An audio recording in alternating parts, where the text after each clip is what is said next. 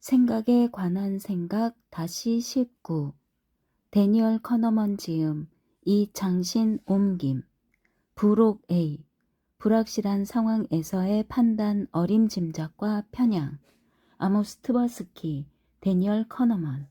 수많은 결정이 이를테면 선거 결과나 피고의 유무죄, 달러의 미래 가치 등 불확실한 사건이나 상황이 일어날 가능성과 관련한 믿음에 좌우된다.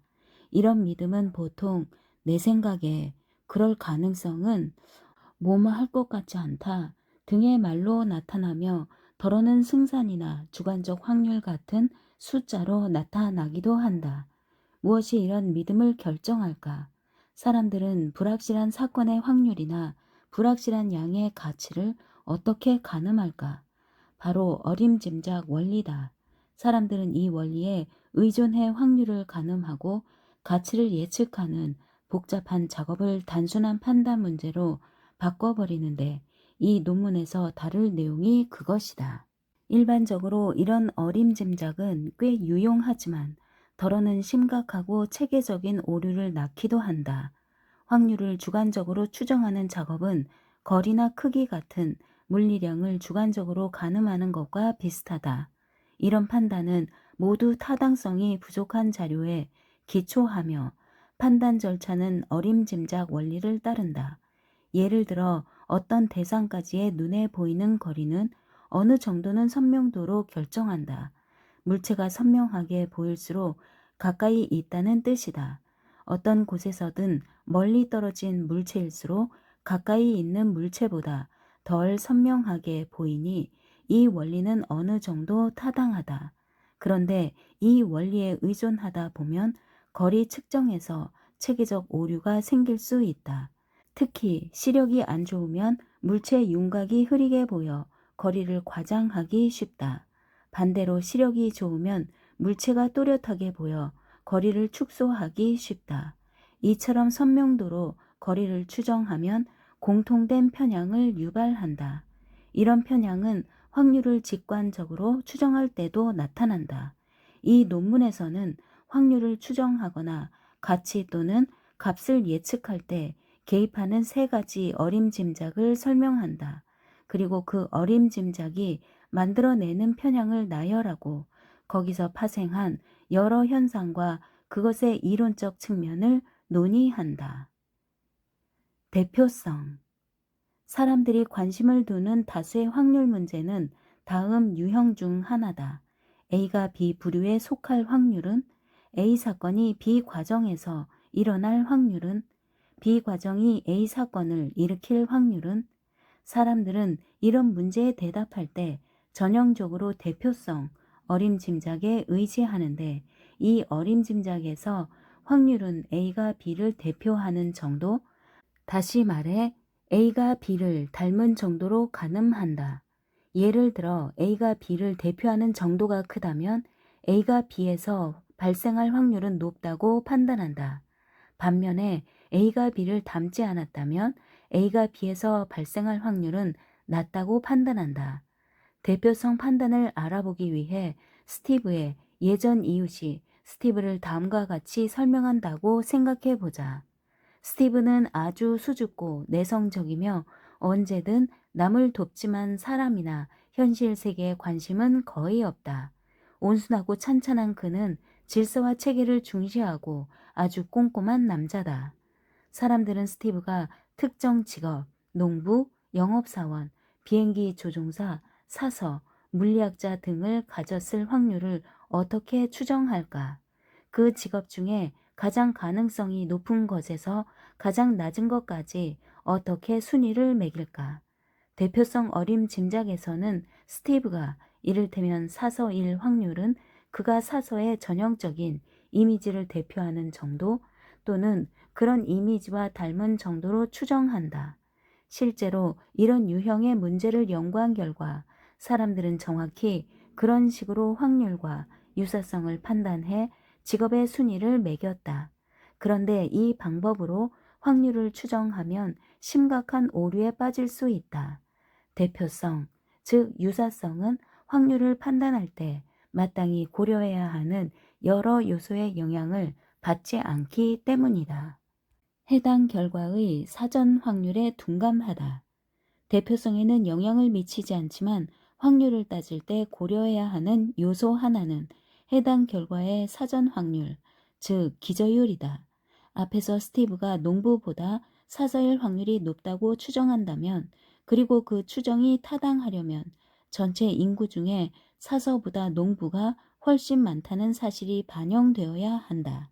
그러나 스티브를 농부와 사서의 전형적인 모습에 비교할 때는 기저율에 영향을 받지 않는다. 따라서 대표성으로 확률을 가늠한다면 사전 확률은 무시될 것이다. 이 가설은 사전 확률을 조작한 실험에서 증명되었다. 실험 참가자에게 사람들의 성격 특성을 짧게 묘사한 글을 보여주면서 100명의 전문가 집단, 엔지니어와 법률가에서 무작위로 뽑은 사람들이라고 말해주었다. 참가자는 그 묘사를 보고 해당 인물이 법률가가 아닌 엔지니어일 확률을 추정해야 했다. 이때 한 실험에서는 참가자에게 전체 집단은 엔지니어 70명, 법률가 30명으로 구성되었다고 말하고, 다른 실험에서는 엔지니어 30명, 법률가 70명으로 구성되었다고 말해주었다. 특정 성격 묘사가 법률가가 아닌 엔지니어에 해당할 가능성은 법률가가 월등히 많은 두 번째 실험보다는 엔지니어가 월등히 많은 첫 번째 실험에서 더 높아야 한다. 베이즈 규칙을 적용해 구체적으로 말하면 각 묘사에서 이 가능성 비율은 0.3분의 0.7 제곱, 즉 5.44이다. 그런데 참가자들은 베이즈 규칙을 완전히 무시한 채 두 실험에서 확률을 거의 똑같이 추정했다. 특정 묘사가 법률가가 아닌 엔지니어에 해당할 가능성을 판단할 때 그 묘사가 두 가지 전형적인 모습 중에 어느 쪽을 더 대표하느냐의 정도를 기준으로 삼은 채 그 범주의 사전 확률은 거의 또는 전혀 고려하지 않았다는 뜻이다. 참가자가 사전 확률을 제대로 이용했을 때는 다른 정보가 전혀 없을 때였다. 성격 묘사가 아예 없으면 모르는 어떤 사람이 엔지니어일 확률은 첫 번째 실험과 두 번째 실험에서 차례로 0.7과 0.3 기저율을 그대로 반영해 말했다. 그러나 묘사가 끼어들면 확률 판단에 아무런 도움이 되지 않는 묘사라도 사전 확률이 무시된다. 아래 묘사에 대한 반응이 이 현상을 잘 보여준다. 딕은 30세 남성이다. 결혼했고 아이는 없다. 능력도 많고 의욕도 높아서 자기 분야에서 꽤 성공할 것 같다. 동료들에게 인기도 좋다. 딕이 엔지니어인지 법률가인지를 가리는 문제와 무관심한 정보를 주기 위해 만든 묘사다.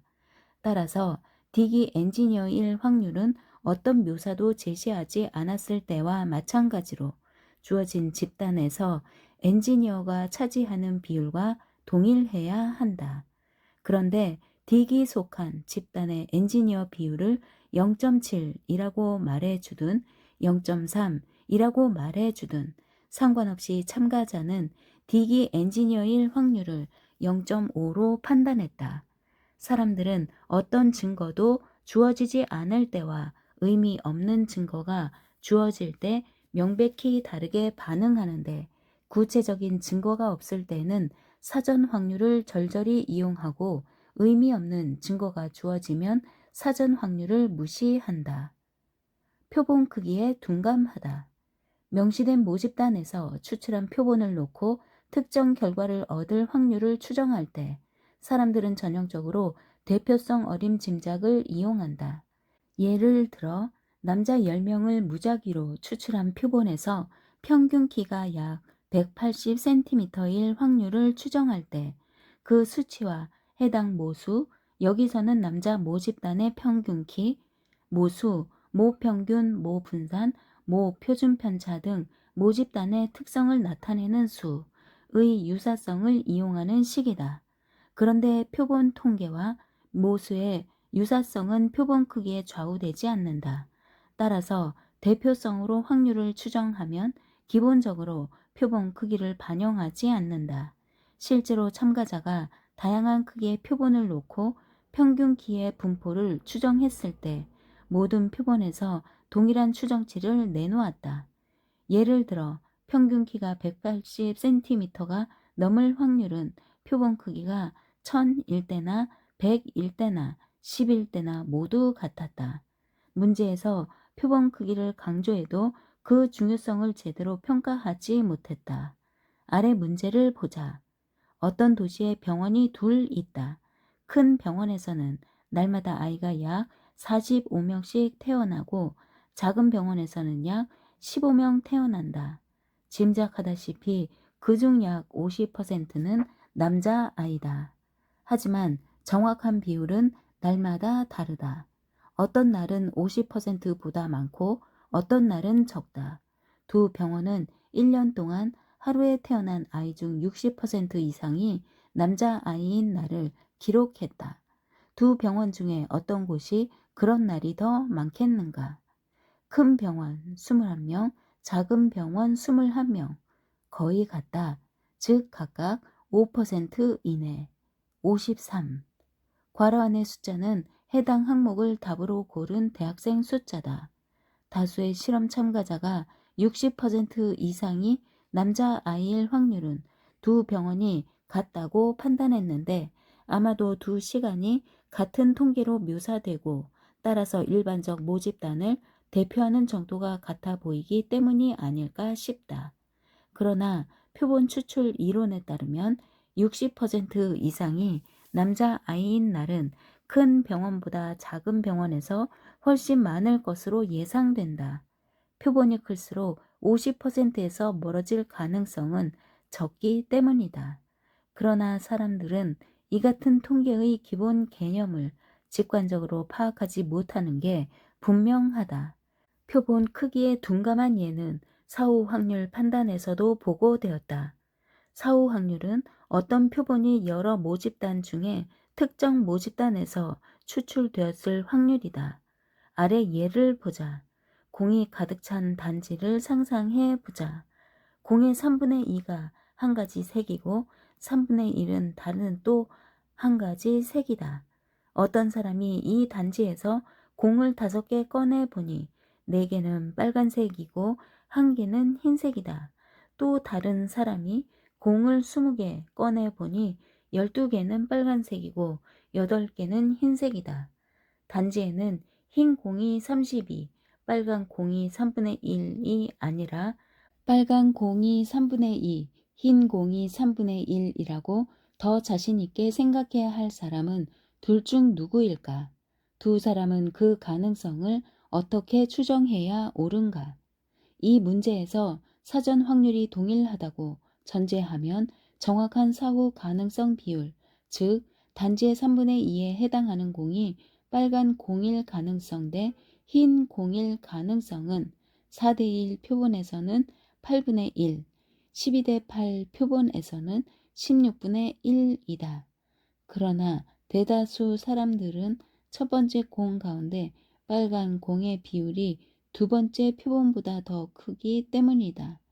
직관적 판단은 표본 비율에 지배되지만 실제 사후 가능성 결정에 핵심 역할을 하는 표본 크기에는 영향을 받지 않는다는 것을 다시 한번 확인할 수 있다.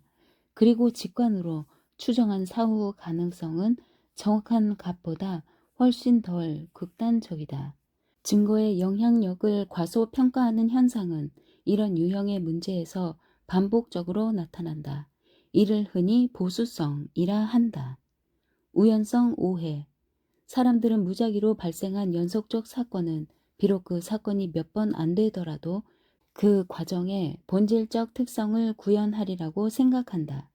동전 던지기를 예로 들면 무작위처럼 보이지 않는 앞, 뒤나 공정해 보이지 않는 앞, 뒤앞보다 앞뒤 앞, 뒤 앞이 발생 가능 확률이 더 높을 것이라고 생각한다. 이처럼 사람들은 이 과정의 본질적 특징이 연속적 사건 전반뿐 아니라 일부에서도 나타나리라 기대한다. 그러나 부분적인 대표성 배열은 우연성 기대를 체계적으로 이탈한다. 가능한 연속 배열은 너무 많고 실행된 횟수는 너무 적다. 대부분 대표성을 믿는 또 다른 예는 잘 알려진 도박의 오류다. 이를테면 룰렛을 돌려 이제까지 빨간색이 여러 번 나왔다면 이제는 검은색이 나올 때가 되었다고 오해하기 쉽다. 다시 빨간색이 나오기보다 검은색이 나와야 연속적 사건의 대표성이 구현되는 것 같아서다. 우연은 보통 한쪽 방향으로 이탈했다면 그 반대 방향으로 이탈의 평형을 회복하려는 자기 수정 과정으로 보이곤 한다. 그러나 우연히 발생하는 사건이 여러 번 일어나도 이탈은 수정되지 않는다. 단지 희석될 뿐이다. 우연성 오해는 단순한 주제에만 국한하지 않는다. 경험 많은 실험 심리학자들의 통계 직관을 연구한 결과 이들 역시 작은 표본도 모집단을 얼마든지 대표한다는 소수 법칙이라 부를 법한 쉽게 사라지지 않는 믿음을 가지고 있었다. 이 조사에서 나타난 반응을 보면 어떤 가설이 일정한 모 집단에서 유효하다면 거기가 추출한 표본에서도 표본 크기와 상관없이 그 가설과 관련해 통계적으로 의미 있는 결과가 나오리라고 기대한다는 것을 알 수 있다. 심리학자들도 작은 표본에서 나타난 결과를 지나치게 신뢰하고 그 결과가 반복될 가능성을 심하게 과장했다. 이런 편향 탓에 실제 연구에서 크기가 작은 표본을 택해 그 결과를 확대 해석하곤 한다. 예측력에 둔감하다. 사람들은 때로 이와 같은 수치 예측으로 주식의 미래가치, 상품 수요, 미식 축구 결과 등을 예상하는데 이때 대표성이 동원되는 때가 많다. 예를 들어 어떤 회사를 간단히 설명해 준 뒤에 그 회사의 미래 수익을 예측하라고 했다 치자 설명에서 회사를 매우 호의적으로 묘사했다면 높은 수익이 그 설명의 대표적 이미지와 더 잘 어울려 보일 테고 회사를 그저 그렇게 묘사했다면 그저 그런 수익이 더 잘 어울려 보일 것이다. 회사를 호의적으로 묘사하는 정도는 설명의 신뢰성이나 예측력과 무관하다. 따라서 설명의 호의적인 정도만으로 수익을 예측한다면 증거의 신뢰성에 둔감하고 그 예측의 예상 정도에도 둔감한 것이다. 이런 판단은 예측력을 고려해 예측의 극단과 범위를 조절해야 한다는 일반적인 통계 이론을 거스른다. 예측력이 아예 없다면 모든 경우에 똑같은 예측을 내놓아야 한다. 그러니까 회사 설명이 수익과 관련해 아무런 정보도 주지 않는다면 모든 회사의 똑같은 예측값, 평균 수익 등을 내놓아야 한다. 예측력이 완벽하다면 당연히 예측값은 실제값과 맞아떨어지고 예측 범위는 실제 결과의 범위와 같을 것이다. 일반적으로 예측력이 높을수록 예측값의 범위가 넓다. 여러 차례의 수치 예측 연구 결과 직관적 예측은 이 규칙을 따르지 않으며 실험 참가자는 예측력을 거의 또는 전혀 고려하지 않는다는 사실이 드러났다. 이 중 한 연구에서는 참가자에게 어느 교생의 수업을 묘사한 짧은 글을 여러 개 나눠주었다. 일부 참가자는 그 글에 나타난 수업의 질을 명시된 모 집단과 비교해 100분 위로 평가해야 했다. 그리고 다른 참가자는 각 교생이 5년 뒤에 어떤 위치에 있을지를 역시 100분 위로 평가해야 했다. 두 가지 조건에서 나온 판단은 똑같았다. 다시 말해 멀리 떨어진 때를 예측, 5년 뒤 교사로서의 성공 여부 할 때나 그 예측에 기반이 된 정보, 특정 수업의 질을 평가할 때나 똑같은 판단을 내렸다. 그런 예측을 내놓는 참가자들도 5년 전에 한 차례 수업으로 교사의 능력을 예측할 때의 한계를 잘 알고 있었다. 그럼에도 그들의 예측은 평가만큼이나 극단적이었다. 타당성 착각. 이제까지 보았듯이 사람들은 주어진 정보, 인물에 대한 묘사를 가장 잘 대표하는 결과, 직업 등을 선택하는 식으로 예측하는 경우가 많다. 그리고 그 예측에 대해 느끼는 자신감은 주로 대표성 정도, 선택한 결과와 주어진 정보와 조화의 질에 좌우된다. 따라서 어떤 사람의 성격 묘사가 전형적인 사서의 모습과 일치하면 그 묘사가 불충분하거나 믿을 수 없거나 오래되었어도 개의치 않고 그 사람은 사서일 것이라는 예측에 큰 자신감을 갖는다. 예측 결과와 주어진 정보가 잘 들어맞을 때 느끼는 근거 없는 자신감을 타당성 착각이라 부를 수 있을 것이다. 예측 정확도를 떨어뜨리는 요소를 알고 있어도 이 착각은 없어지지 않는다. 선발 면접을 진행하는 심리학자들도 선발 면접이 대단히 부정확하다는 것을 보여주는 논문이 한둘이 아니라는 것을 알면서도 자신의 예측에 큰 자신감을 갖는 경우가 흔하다. 부정확함이 계속 입증되는데도 냉철한 선발 면접을 꾸준히 신뢰하는 현상은 타당성 착각의 위력을 증명하고도 남는다. 주어진 정보의 내적 일관성도 그 정보에 기초한 예측에 자신감을 갖게 하는 주요 요소다. 이를테면 최종 학점 평균 예측에서 첫해 학점에 A와 C가 많이 들어있는 학생보다 전부 B만 있는 학생을 예측할 때 더 자신감이 생긴다. 대단히 일관된 유형은 주어진 변수가 겹쳐지거나 필요 이상으로 많을 때 또는 서로 상관관계가 있을 때 가장 흔히 나타난다. 따라서 그런 변수들을 기초로 예측할 때 큰 자신감을 갖기 쉽다.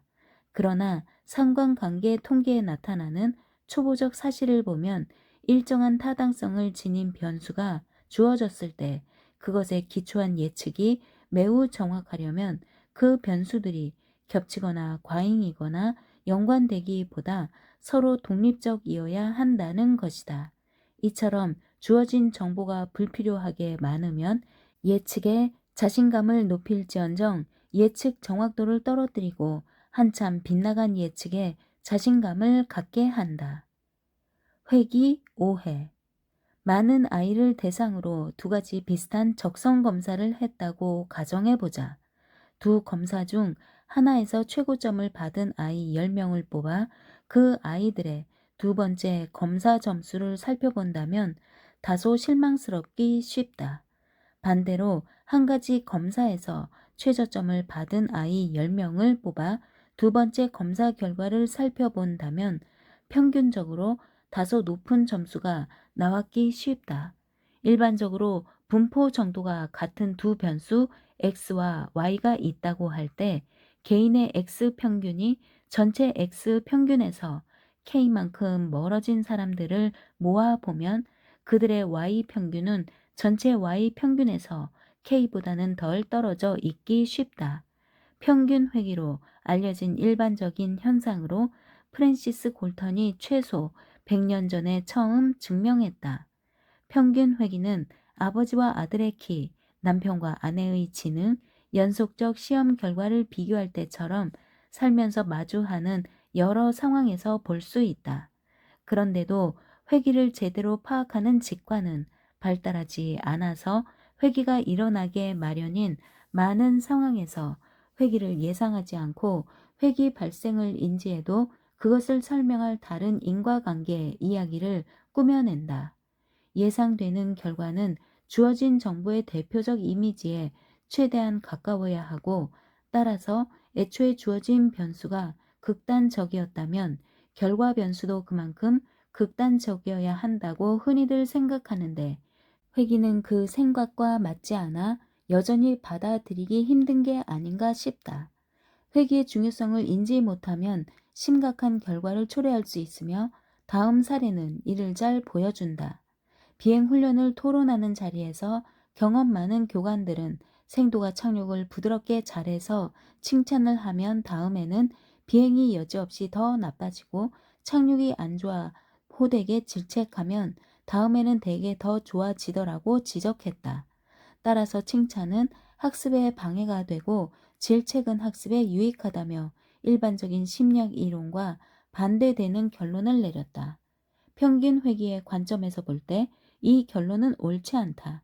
반복되는 시험에서도 흔히 나타나듯이 한 번 성적이 좋았다면 다음에는 그보다 나빠지기 쉽고, 한 번 성적이 나빴다면 다음에는 그보다 좋아지기 쉽다.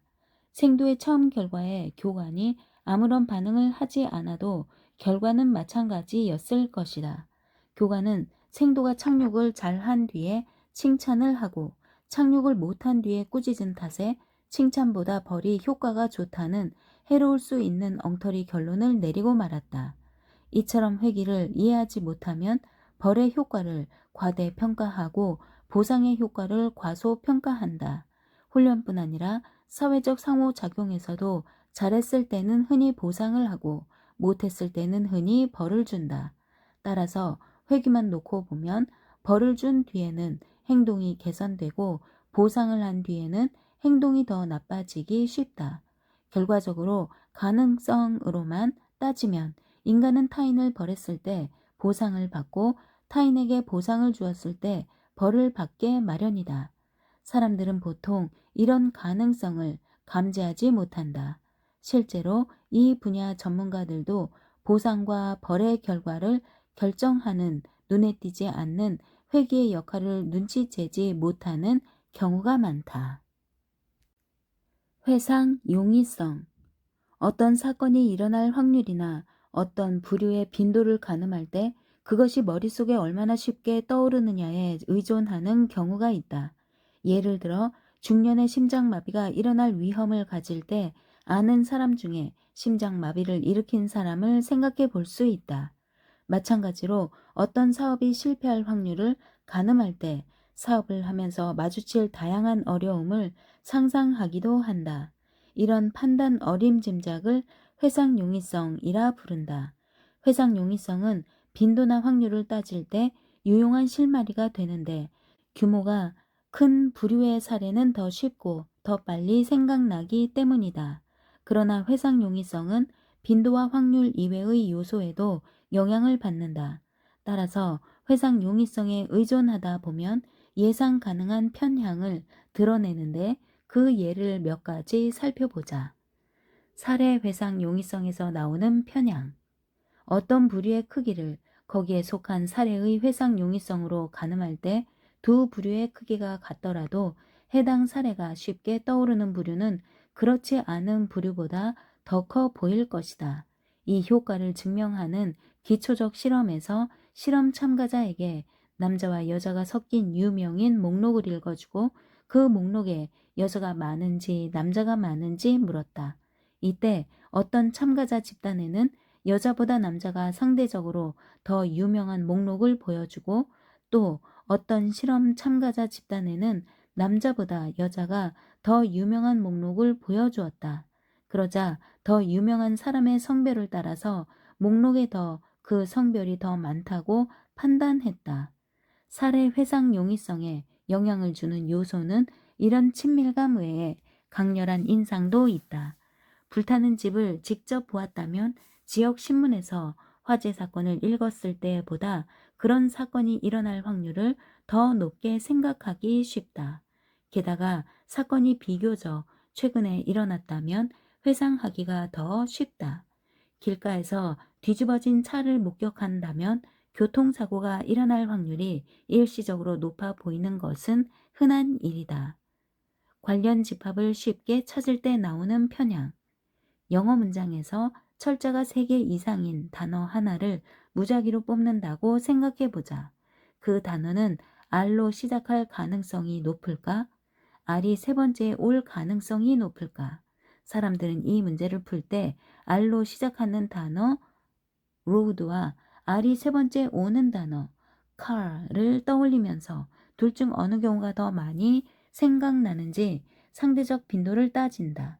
그런데 특정 자음이 세 번째에 오는 단어보다 그 자음으로 시작하는 단어를 찾기가 훨씬 쉽다 보니 사람들은 대개 그 자음으로 시작하는 단어가 더 많다고 생각한다. 첫 번째보다 세 번째에 오는 경우가 더 많은 R이나 K 같은 자음도 마찬가지다.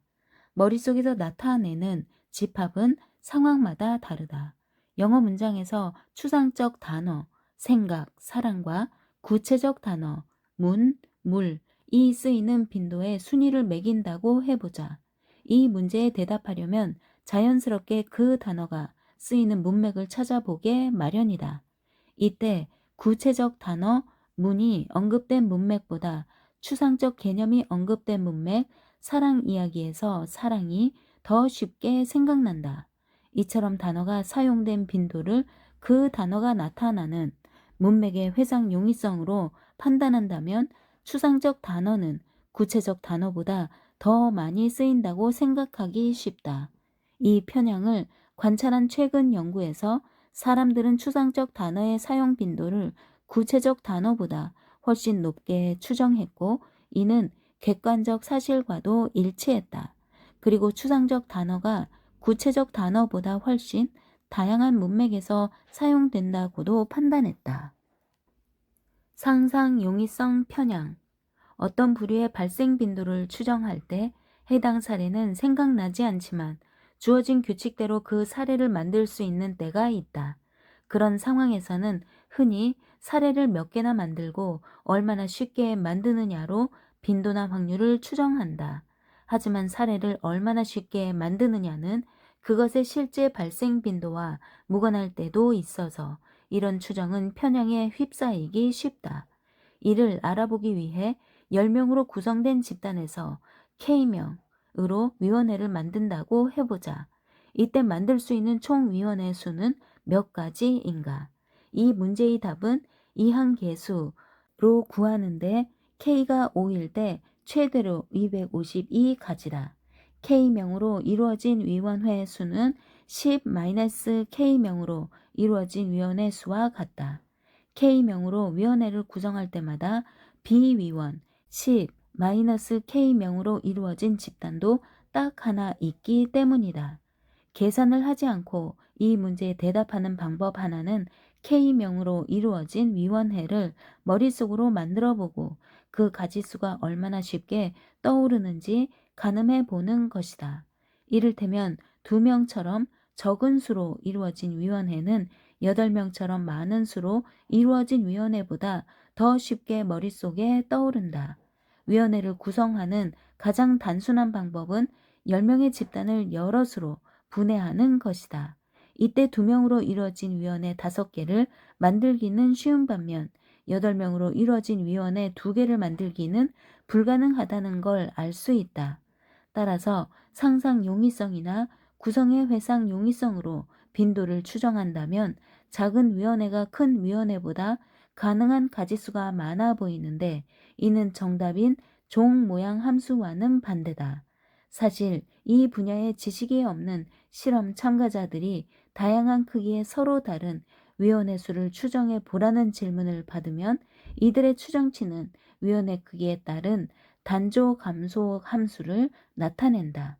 예를 들어 2명으로 구성된 위원회 수 추정치의 중간값은 70인 반면 8명으로 구성된 위원회 수 추정치의 중간값은 20이었다.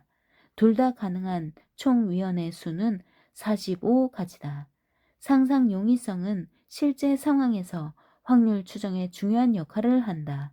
한 예로 위험한 탐험에 따르는 잠재적 위험을 추정할 때는 탐험 중에 대처할 수 없는 뜻밖의 사태를 상상한다. 그런 어려움이 생생하게 많이 떠오르면 상상이 쉽다는 것과 실제 위험이 무관할 때라도 그 탐험은 대단히 위험해 보일 수 있다. 반대로 가능한 위험이 상상이 잘 안 되거나 아예 생각나지 않는다면 잠재적 위험이 심하게 과소평가될 수 있다. 상관관계 착각. LJ 체프먼과 JP 체프먼은 두 사건이 동시에 일어날 빈도를 추정할 때 나타나는 흥미로운 편향을 설명했다. 두 사람은 해당 분야 전문 지식이 없는 실험 참가자들에게 가상의 정신질환자 몇 사람과 관련한 정보를 주었다. 환자별 임상 진단과 환자가 그린 인물이 실린 자료였다. 참가자들은 각 진단, 망상장애, 과도한 의심 등에 따라 환자가 그린 그림의 다양한 특징, 눈이 이상하다 등이 나타날 빈도를 추정했다. 그 결과 참가자들은 의심이 지나친 환자라면 눈을 이상하게 그릴 것이라는 등의 연관성을 크게 과장했다. 이런 효과를 상관관계 착각이라 한다. 전문 지식이 없는 참가자들은 환자가 그린 인물을 해석할 때 흔히 근거 없는 미신에 가까운 임상적 판단을 내렸다. 상관관계 착각 효과는 모순되는 자료가 나타나도 절대 수그러들지 않았다. 심지어 증상과 진단에서 정반대의 상관관계가 나타나도 없어지지 않았고, 진짜 상관관계가 버젓이 존재해도 참가자는 그것을 감지하지 못했다. 회상 용이성은 상관관계 착각 효과를 자연스럽게 설명해 준다. 두 사건이 동시에 일어나는 빈도는 둘의 연상적 결합의 세기로 판단할 수도 있다. 그 세기가 강하면 두 사건은 같이 일어날 때가 많다고 생각하기 쉽다. 결과적으로 연상작용이 강하게 일어나는 사건들은 종종 함께 일어난다고 판단될 것이다. 이런 관점에서 보면 과도한 의심과 눈을 이상하게 그리는 행위의 상관관계 착각은 의심은 신체 중에서도 언뜻 눈을 떠오르게 한다는 사실에서 나온다. 일상적 경험에서 보면 일반적으로 큰 부류의 사례는 작은 부류의 사례보다 더 쉽고 빨리 머릿속에 떠오르고, 발생 가능성이 높은 사건은 그렇지 않은 사건보다 상상하기 수월하고, 어떤 사건들이 동시에 일어나는 일이 잦으면 연상적 연관관계는 더 강해진다. 그 결과를 어떤 부류에 속한 사례 수, 사건 발생 가능성, 동시 발생 빈도를 예측할 때 그것을 머릿속에서 끄집어내고 구성하고 연상하기가 얼마나 쉬운가. 회상 용이성 어림짐작에 따라 멋대로 추측한다. 그러나 앞선 예가 보여주듯이 이런 식의 추정은 체계적 오류로 이어진다. 기준점과 조정. 사람들은 어떤 값을 예측할 때 초기 값에서 시작해 그 값을 조정해 최종 답을 내놓는 경우가 많다. 출발점이 되는 초기 값은 문제에 나와 있을 수도 있고 부분적 계산에서 나올 수도 있다. 어느 경우든 조정은 대개 불완전하다. 다시 말해 출발점이 다르면 예측치도 다르고 그 예측치는 초기 값에 가깝게 편향된다. 이런 현상을 기준점 효과라 부른다.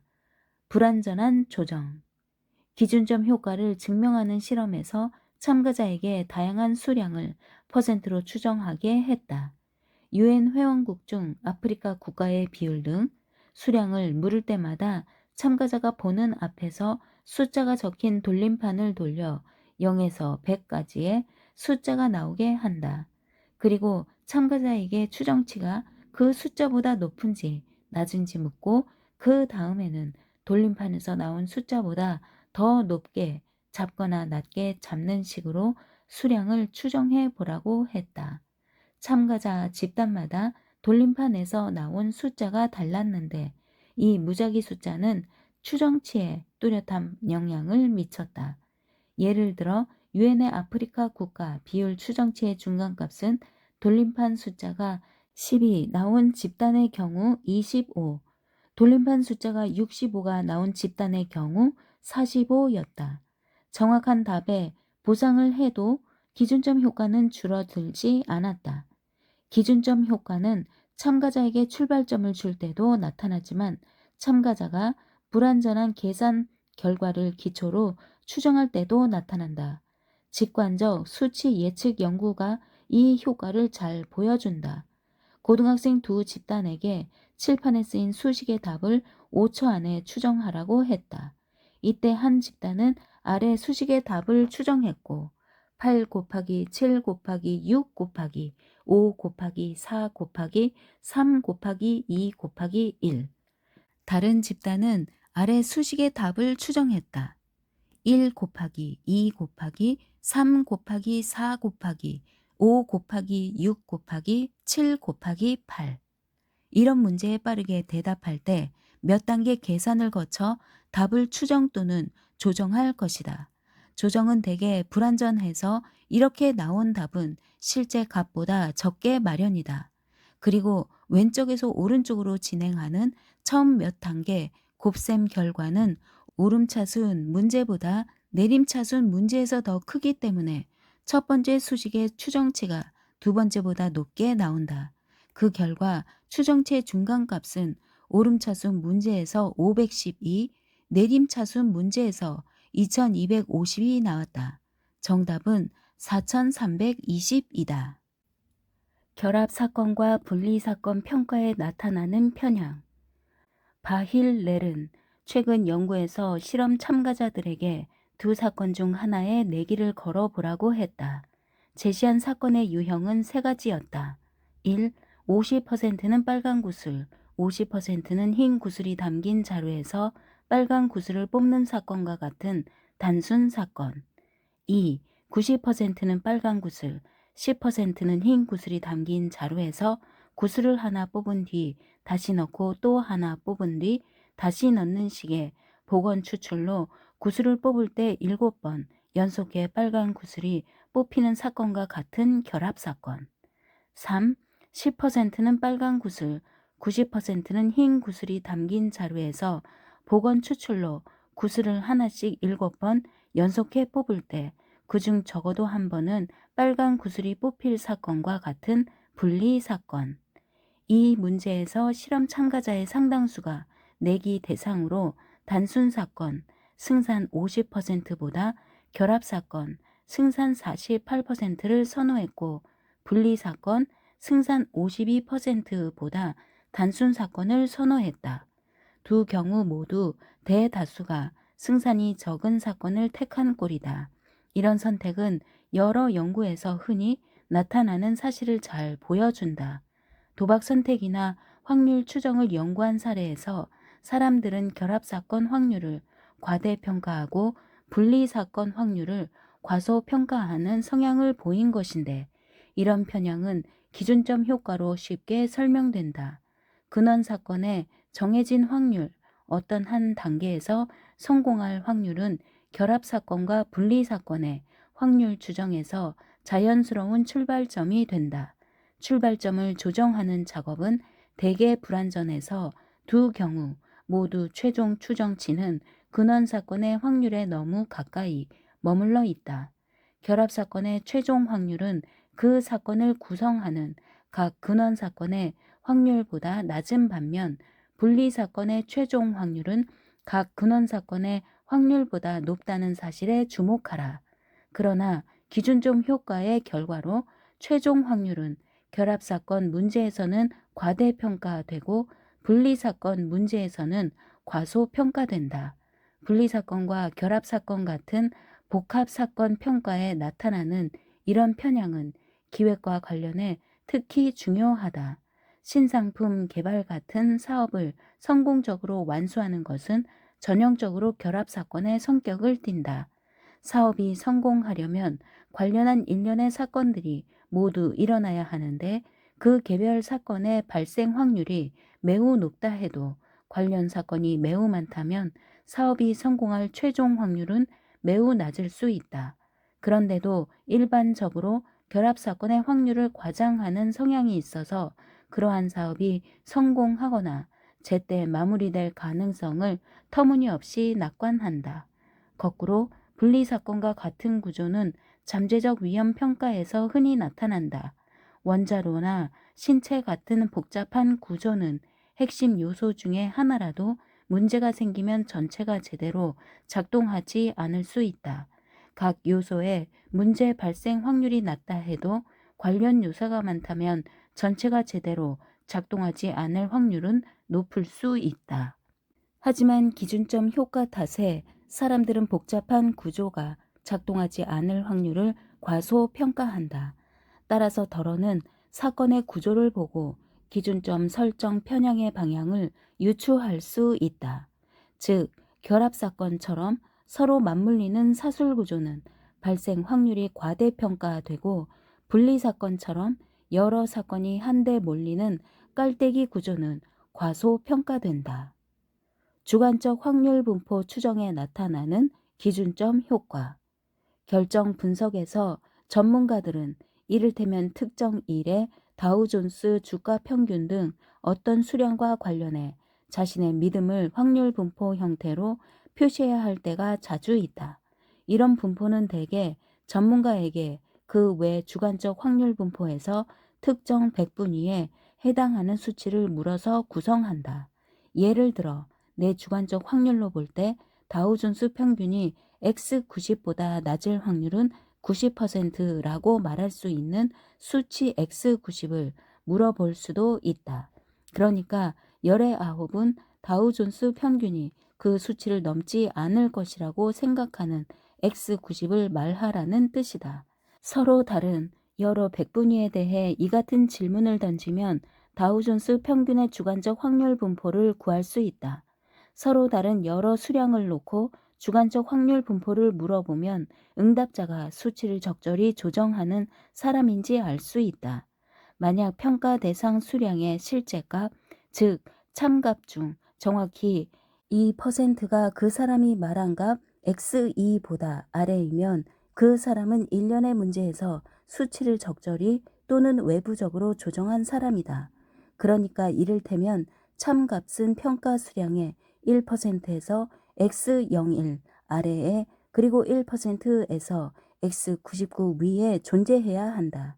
따라서 참값은 그 문제의 98% 신뢰 구간인 X01과 X99 사이에 존재해야 한다. 여러 조사에서 많은 사람에게서 다양한 수량과 관련한 확률 분포를 입수했다. 그 결과 사람들이 추정한 분포는 적절한 조정 과정을 대대적이고 체계적으로 이탈했다. 대부분의 연구에서 제시한 문제의 약 30%에서 사람들이 평가한 수량의 실제값이 X01보다 작거나 X99보다 컸다.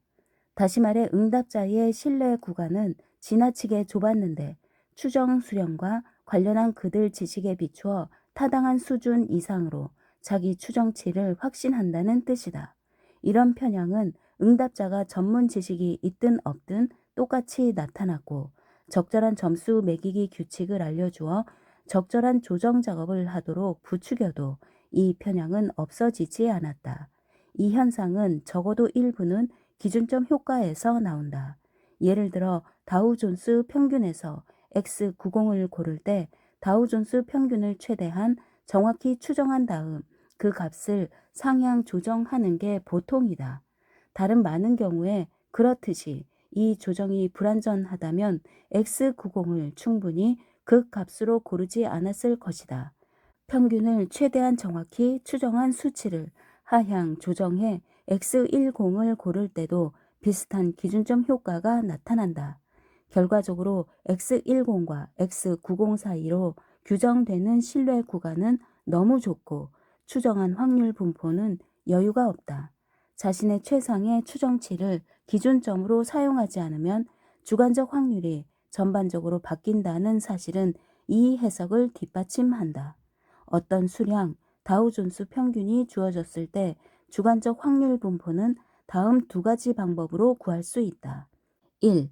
응답자에게 그의 확률 분포에서 차지하는 특정 백분위에 해당하는 다우존스 값을 묻거나 2. 다우존스 참값이 제시한 특정 값을 넘어설 확률을 추정하라고 하거나 두 방법은 사실상 동일해서 똑같은 분포가 나와야 맞다.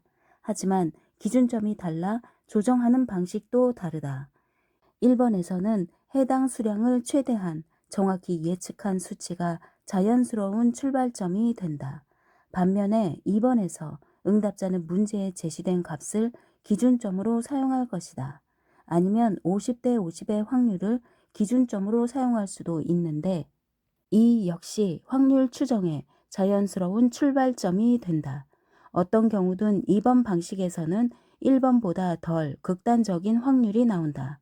두 방식을 비교하기 위해 실험에서 한 집단에게는 24가지 수량을 제시한 뒤 뉴델리에서 베이징까지의 거리 등 각 문제마다 X10 또는 X90을 구하게 하고 다른 집단에게는 24가지 수량마다 첫 번째 집단이 추정한 값의 중간값을 알려준 뒤 그 값이 관련 수량의 참값을 넘어설 확률을 추정하라고 했다.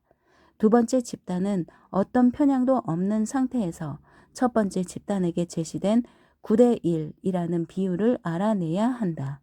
그런데 50대 50이나 주어진 값이 기준점으로 사용된다면 두 번째 집단이 추정한 비율은 덜 극단적이어서 1대 1에 가까워야 한다. 실제로 이 집단이 말한 추정치의 중간값은 전체 문제를 통틀어 3대 1이었다. 두 집단이 내린 판단에서 적절한 조정 작업을 점검하니 첫 번째 집단은 앞선 여러 연구와 마찬가지로 지나치게 극단적이었다.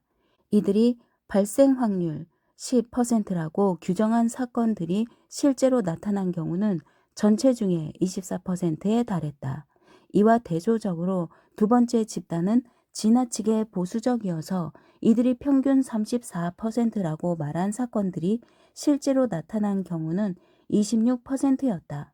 수치 조정의 정도는 그것을 이끌어내는 절차와 방식에 달렸다는 사실을 보여주는 결과다. 고찰. 이 논문은 어림짐작의 의존에 판단할 때 생기는 인지 편향을 다루었다.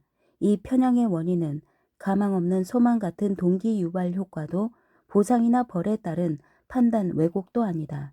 사실 앞서 보고된 심각한 판단 오류 몇 가지는 실험 참가자에게 정확한 판단을 독려하고 정답의 보상을 했는데도 나타났다. 어림짐작에 의존하고 편향이 만연하는 현상은 해당 분야를 잘 모르는 사람에게만 국한되지 않는다. 경험 많은 연구자도 직관적으로 생각할 때면 똑같은 편향을 드러낸다. 한 예로 사전 확률을 제대로 고려하지 않은 채 자료의 대표성으로 결과를 예측하는 성향은 통계를 광범위하게 훈련한 사람들의 직관적 판단에서도 나타났다. 통계를 잘 아는 사람들도 도박사의 오류 같은 초보적 오류는 피할지언정 좀 더 복잡하고 덜 명확한 문제를 두고 직관적 판단을 내릴 때는 비슷한 오류를 범하기 쉽다. 대표성 어림짐작이나 회상 용이성 어림짐작 같은 유용한 어림짐작은 예측이나 추정에서 곧잘 오류를 유발하는데도 여전히 유지된다는 것은 사실 그리 놀랍지 않다. 정작 놀라운 점은 아마도 평균 획이라든가 표본 크기가 통계 추정에 미치는 영향 같은 초보적 통계 원칙을 평생토록 추론해내지 못한다는 점일 것이다. 이런 규칙이 도출되었어야 하는 수많은 사례를 평범한 삶에서 누구나 경험하지만 표본 추출이나 회귀와 관련한 원칙을 직접 발견하는 사람은 얼마 안 된다. 일상에서 통계 원칙을 터득하지 못하는 까닭은 관련 사례를 통계와 관련한 형태로 적절히 변형하지 못해서다. 예를 들어 책에서 연속한 서너 줄에 등장하는 단어의 평균 길이를 여러 차례 조사해 보면 연속한 서너 쪽에 등장하는 단어의 평균 길이보다 더 들쭉날쭉한데 사람들은 그 사실을 눈치채지 못한다. 그 평균 길이가 서너 줄에서 나왔는지 서너 쪽에서 나왔는지에는 주목하지 않기 때문이다. 이처럼 표본 크기와 통계 변화의 관계를 알 수 있는 자료가 주변에 널렸는데도 그 관계를 파악하지 못한다. 어떤 사건을 통계와 관련한 형태로 적절히 변형하지 못하는 탓에 확률 판단에 나타나는 편향 역시 감지하지 못한다. 사람들은 자신이 똑같은 확률을 부여하는 사건들 중에 실제로 일어나는 사건의 비율을 꾸준히 집계해 자신의 판단이 적절히 조정되는지 의식적으로 따져볼 수 있다. 그런데 여러 사건을 추정 확률에 따라 집단으로 분류하는 것은 부자연스럽다. 하지만 그런 분류가 없으면 개인은 이를테면 자신이 90% 이상의 확률을 부여한 예측 중에 50%만 실현되었다는 사실을 눈치채지 못한다. 인지 편향을 실증적으로 분석해 보면 추정 확률이 이론과 응용에 어떻게 쓰이는지 엿볼 수 있다. 근대 결정이론은 주관적 확률을 이상적 인간의 수량화된 의견으로 간주한다. 특히 주어진 사건의 주관적 확률은 그 사건과 관련해 이상적인 인간이라면 기꺼이 수락하는 내기의 집합으로 정의된다. 어떤 사람이 선택한 내기가 일정한 원칙, 그러니까 자명한 이론들을 충족하면 내적으로 일관된 주관적 확률을 도출할 수 있다. 이렇게 나온 확률은 똑같은 사건을 놓고 사람마다 확률을 다르게 측정할 수 있다는 점에서 주관적이다. 이 접근법의 주요 장점은 철저히 주관적인 확률 해석을 제시한다는 것인데, 이는 유일무이한 사건에도 적용할 수 있고 합리적 결정이라는 일반론에도 내재되어 있다.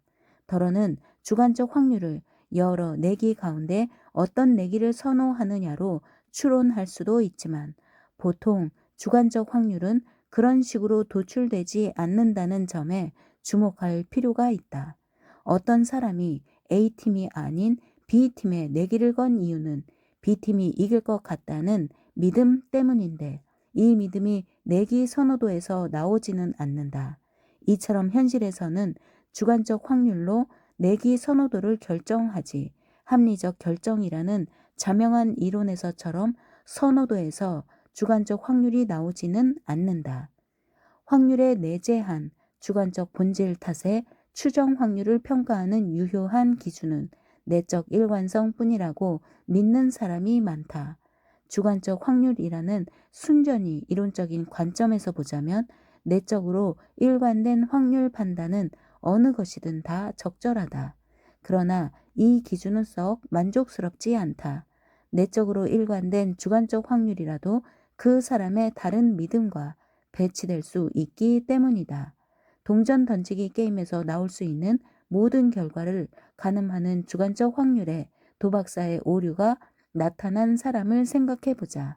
이 사람은 연속해서 동전 앞면이 여러 차례 나올수록 다음에 동전 뒷면이 나올 확률을 높게 추정한다.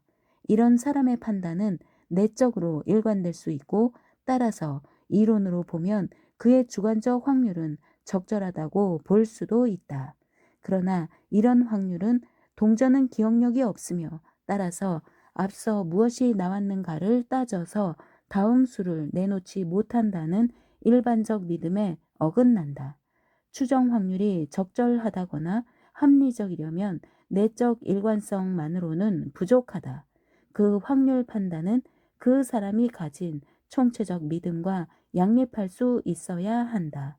안타깝게도 확률 판단 일체와 그 판단을 내린 사람의 총체적 믿음 체계가 양립 가능한지를 평가할 간단한 절차가 있을 수 없다.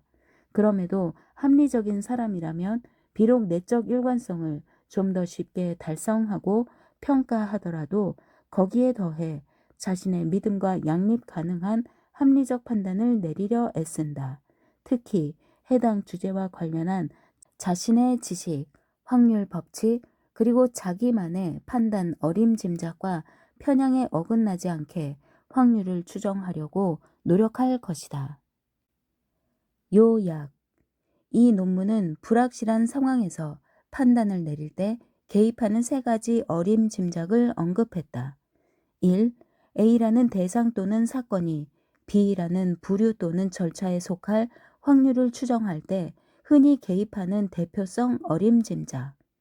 2.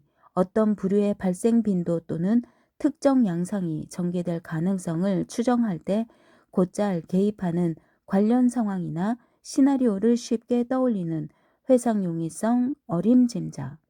3. 숫자 예측에서 관련값이 있을 때 흔히 개입하는 기준점 조정이다.